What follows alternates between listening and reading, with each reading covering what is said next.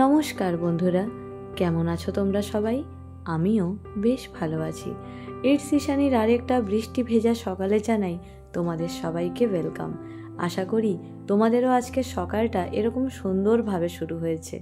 দেখো, আজকে বাগানে ফুলগুলো তো আমরা রোজই দেখতে পাই, কিন্তু আজকে ফুলগুলোকে দেখে মনে হচ্ছিল ওরা যেন প্রাণ ফিরে পেয়েছে। আকাশে একরাশ কালো মেঘ। যাই হোক, ঘরে এলাম, ঘরে এসে একটু মুখটুক ধুয়ে নিচ্ছিলাম। জানো তো, অনেককে দেখি কি সুন্দর সেজে গুজে লিপস্টিক লাগিয়ে চুল টুল ভালো করে বেঁধে টেঁধে ব্লগ করে। তোমরা যারা আমার ব্লগ ডেলি দেখো নিশ্চয়ই জানো যে আমি একটা ক্লিপ দিয়ে কোনোভাবে চুলটা আটকে নিয়ে কিন্তু ব্লগ করি। কোনো কিচ্ছু করার সময় পাই না। আমার মনে হয় যারা আমার মতো প্রত্যেক দিন এরকম ঘরের কাজবাজ করে তাদের হাতে সত্যিই সময় থাকে না সকালে উঠে নিজের দিকে তাকানোর মতো। ব্যাস, এই দেখো, ও এখানে চাটা খেয়ে একেবারে বাজারের পথে রওনা হয়ে গেল। এমনিতেই বৃষ্টি বাদলের দিনে মাছ বাজারে সেরকম মাছ টাছ একেবারে বসে না। আজকে যেহেতু বৃষ্টির দিন, ভাবলাম খাটের এইদিকে জানলাটা খুলি। তোমরা তো জানোই আমাদের এদিকে জানলাটা কিন্তু সব সময় বন্ধই থাকে, খুব একটা খোলা হয় না। আজকে এত সুন্দর হাওয়া দিচ্ছিল, ভাবলাম ওদিকে জানলাটা একটু খুলি। চারদিক দিয়ে একেবারে ফুরফুরে ঠান্ডা হাওয়া। এই যে আমি এখন কাজকর্ম করছি, ঘরের ফ্যান কিন্তু একদম অফ ছিল, তাতে একটুও গরম লাগছিল না। চারদিক দিয়ে এত সুন্দর একটা ঠান্ডা বাতাস আসছিল। যতই বলি না কেন সব সময় পজিটিভ থাকবো, জীবনে অনেক সময় এমন কিছু ঘটনা ঘটে যায় যে চেয়েও একেবারে কিন্তু পজিটিভ থাকা যায় না। এটা একেবারে সত্যি কথা। আমরা যতই টোটকার কথা বলি, যতই টিপস বলি, যাই বলি, কিন্তু মাঝে মাঝে এমন একটা ঘটনা হয় না যেটা একেবারে আমাদের ভেতর থেকে কিন্তু নাড়িয়ে দিয়ে যায়।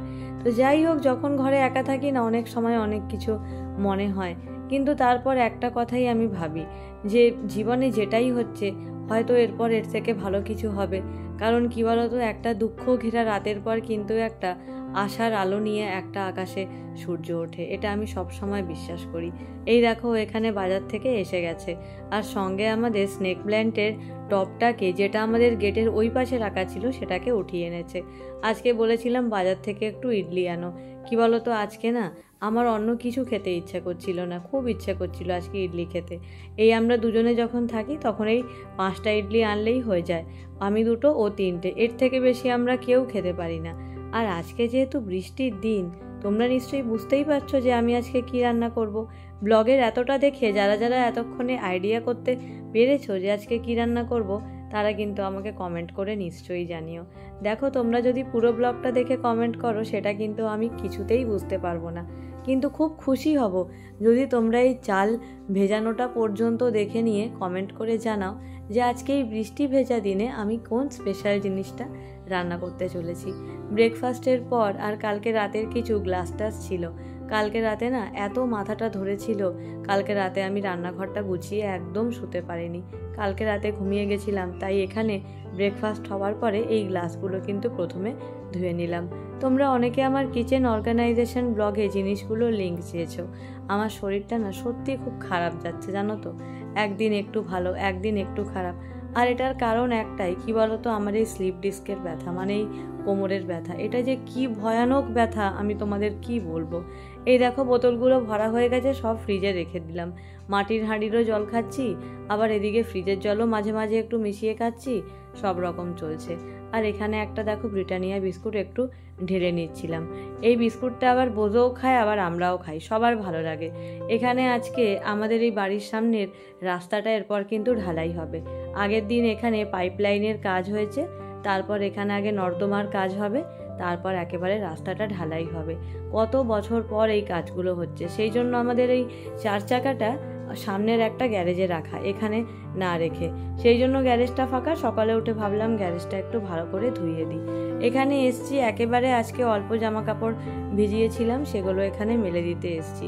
এমনিতেই আজকে বৃষ্টি বাদলের দিন, তাই একদম বেশি জামা কাপড় ভেজাইনি, কারণ ওই 5 মিনিট অন্তর অন্তর কিন্তু বৃষ্টি আসছিল। সেই জন্য যেগুলো একেবারে না ভেজালেই নয় সেইগুলো ভিজিয়েছি। ভাবলাম অন্তত জলটা একটু ঝরে যাক, কারণ জলটা কি বলতো, ঝরে গেলে আমাদের আবার সিঁড়ি ঘরে না তার খাটানো আছে, তখন ওখানে গিয়ে মেলে দিলেই হবে। আর কি বলতো, এই 1-2টো জিনিসের জন্য তো আর মেশিন চালানো যায় না, মোটামুটি একটু বেশি জিনিস না হলে। সেই জন্য এগুলো একেবারে হাতে কেচেই মেলে দিয়েছিলাম। যতবার আকাশটা দেখছি না, শুধু মনে হচ্ছে ছোটবেলায় এরকম যখন স্কুলে যেতাম এরকম আকাশটা একেবারে কালো হয়ে আসতো, আর যখন আমরা রেনকোট পরে ছুটির সময় বৃষ্টির মধ্যে বাড়ি ফিরতাম, কী যে আনন্দ হতো কি বলবো। এই দেখো এখানে একটু মুগ ডালটা ভেজে নিচ্ছি। তোমরা অনেকে নিশ্চয়ই এতক্ষণে আন্দাজ করেই নিয়েছো যে আমি আজকে কি রান্না করতে চলেছি। আর এদিকে হাঁড়িতে আগে জলটা গরম করার জন্য দিয়ে দিয়েছি। এখানে একটু গোল গোল করে আলু ভাজা কেটে নিচ্ছি। ইচ্ছে তো ছিল পাঁচমিশালি তরকারি করার, কিন্তু ওই যে বললাম খুব বেশিক্ষণ না দাঁড়িয়ে কাজ করতে পারছি না, খুব কষ্ট হচ্ছে। এই যে এখনও কাজকর্মগুলো করছি কন্টিনিউ, কিন্তু বেল্ট পরে করছি। বন্দনা, তাপসী, তোমরা আমাকে অনেক ব্লগেই জিজ্ঞেস করো যে শরীর কেমন আছে। আসলে কি বলো তো, এই যে কোমর ব্যথাটা না, এটা কিন্তু কোনো নর্মাল কোমর ব্যথা না, মানে কোমরটা একেবারে না জ্বালা করতে থাকে বেশিক্ষণ দাঁড়িয়ে দাঁড়িয়ে কাজ করলে। সেই জন্য দাঁড়িয়ে বসে সবভাবেই করি। আর মা যেহেতু এখন নেই, এখন তো পুরো দায়িত্বটাই আমার ওপর। তাও বলতে নেই, তোমাদের দাদা আমাকে প্রচুর হেল্প করে দেয়। এই যেরকম কয়েকদিন আমি পুজো দিতে পারবো না বলে ও কিন্তু আজকে বৃহস্পতিবারের পুজোটা খুব সুন্দর করে দিয়ে দিয়েছিল অফিসে বেরানোর আগেই। বলে না, সংসার সুখের হয় রমণীর গুণে, গুণবান পতি যদি থাকে তার শনে। এই কথাটা কিন্তু একেবারেই ঠিক। বৃহস্পতিবারের পুজো মানে বলো তো কত কাজ। ও এত সুন্দর করে আজকে পুজোটা দিয়েছে, আমি আজকে আর ওপরে যাইনি, সেই জন্য সেটা কিন্তু কাউকে ভিডিওতে শেয়ার করতে পারলাম না। দেখাতে পারলে নিজেরই খুব আনন্দ হতো। এখানে একটু আমের চাটনি করে নিয়েছি, কড়াইতে একটু ফোড়ন দিয়ে নিয়েছিলাম, তারপর আমগুলো দিয়েছি। ও আমগুলো কিন্তু কাঁচা অবস্থায় এনেছিল, ভেবেছিলাম আচার করব, কিন্তু শরীরটা এত খারাপ ছিল একদম আচার করতে পারিনি। সেই জন্য আজকে ভাবলাম এই আমগুলো দিয়ে আজকে না হয় একটু চাটনি বানিয়ে ফেলি। কিন্তু আমগুলো এতটাই পেকে গেছিল, এটা চাটনি কম আর হওয়ার পর দেখছি এটা একেবারে জ্যাম টাইপের হয়ে গেছে। কালকে ভেবেছি কাঁচের যে বয়ামগুলো এনেছিলাম, যেটা তোমরা আমার কিচেন অর্গানাইজেশন ব্লগে দেখেছো, সেগুলোতে কিন্তু এটাকে ভালো করে ঢেলে রাখবো। এটা আবার রুটি, পরোটা, লুচি, ভাত সবের সঙ্গে খাওয়া যাবে। আরও কটা আম আছে, সেগুলোকে আবার দেখি গুড় দিয়ে কিছু একটা করব। এখানে একটু দেখো ফোড়ন দিয়ে নিয়েছি, জিরে, শুকনো লঙ্কা, তেজপাতা আর একটু আদা জিরার পেস্ট, টমেটো সব কিছু এটার মধ্যে দিয়ে দিলাম। এতক্ষণে তোমরা সবাই নিশ্চয়ই বুঝেই গেছো যে আমাদের বর্ষার দিনে যেটা সব থেকে প্রিয় আইটেম মানে খিচুড়ি, আজকে কিন্তু খিচুড়ি করছি।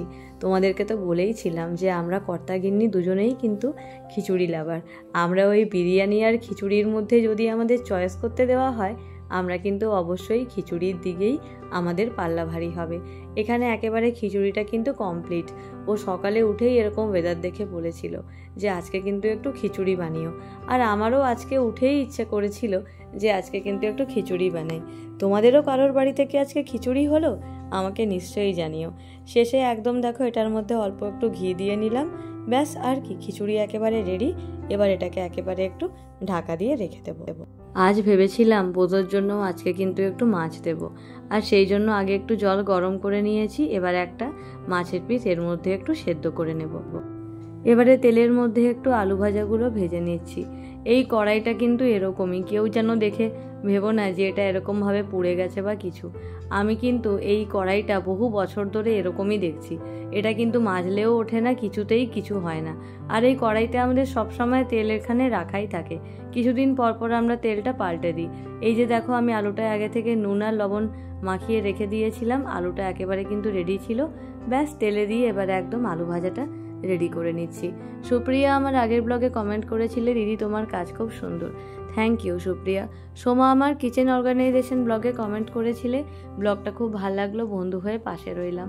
থ্যাংক ইউ সোমা, এভাবেই কিন্তু পাশে থেকো। তাপসী আমার আগের দিনের ব্লগে কিন্তু ফার্স্ট কমেন্ট করেছিলে। আমি ভেবেছিলাম হয়তো প্রত্যেক দিনের মতো বন্দনাই করবে, কিন্তু বন্দনা পরে জানিয়েছো যে তুমি বাড়িতে ছিলে না। আর তাপসী কিন্তু আগের দিন ফার্স্ট কমেন্ট, মানে তাপসী আগের দিন আমাদের ইটস ঈশানী ক্লাসের ফার্স্ট গার্ল হয়েছে, তাই না? লিপি বলেছিলে আমাদের ঠাকুর ঘরটা খুব সুন্দর, আর একদিন একটা হোম ট্যুর শেয়ার করতে। যেরকম কিচেন অর্গানাইজেশন ব্লগটা শেয়ার করলাম তোমাদের সবার সাথে, আমি আস্তে আস্তে কিন্তু একদম লো বাজেটে কি করে আমরা বেডরুমকে একটা সুন্দর লুকস দিতে পারি সেরকম ব্লগও কিন্তু আমি শেয়ার করব খুব তাড়াতাড়ি। এক এক মাসে এক একটা করে ব্লগ আমি শেয়ার করব। তোমরা সবাই অবশ্যই চোখ রেখো ইটস ঈশানীতে। আশা করি তোমাদের সবার ব্লগগুলো খুব কাজে লাগবে। পুরো ব্লগগুলো যখন আমার শেয়ার করা হয়ে যাবে, তারপর আমি একসঙ্গে একটা পুরো আমাদের বাড়ির হোম ট্যুর দেব। আশা করি তোমাদের সবার ভালো লাগবে। দেখো যা করি তোমাদের জন্যই করি, তোমাদের যদি ভালো লাগে এটার থেকে কিন্তু আমার কাছে আর বেশি কিছু ভালো লাগা হতেই পারে না। এই দেখো আমার আমের চাটনি, এটাকে চাটনি বলবে না জেলি বলবে সেটা তোমরা নিজেরা ঠিক করে নাও। একেবারে টক মিষ্টি, খিচুড়ি, আলু ভাজা, মাছ ভাজা, এগুলো সব হচ্ছে আজকে আমাদের মেনু। তবে চাটনিটা কিন্তু আজকে টক মিষ্টি হয়েছিল, খেতে কিন্তু দুর্দান্ত। পাঁপড় দিয়ে যখন খাওয়া হয়েছিল খেতে কিন্তু জাস্ট ফাটাফাটি লাগছিল। ভেবেছি বাকিটা আমি কাঁচের বয়ামে দিয়ে রেখে দেবো। এই দেখো এটা হচ্ছে আজকের এখানকার আমার ফুল মেনু। আর এই দেখো বোধর খাওয়া দাওয়া হয়ে গেছে, ও কিন্তু অলরেডি ঘুমের মুডে চলে এসছে। বাইরে কিন্তু দেখলাম খাওয়া দাওয়ার পরে একেবারে আকাশ কালো মেঘে ঢাকা, প্রচণ্ড বৃষ্টি বাদল হচ্ছে। সবাই কিন্তু খুব সাবধানে থেকো, সুস্থ থেকো, ভালো থেকো, আর অবশ্যই দেখতে থেকো ইটস ঈশানী। টাটা।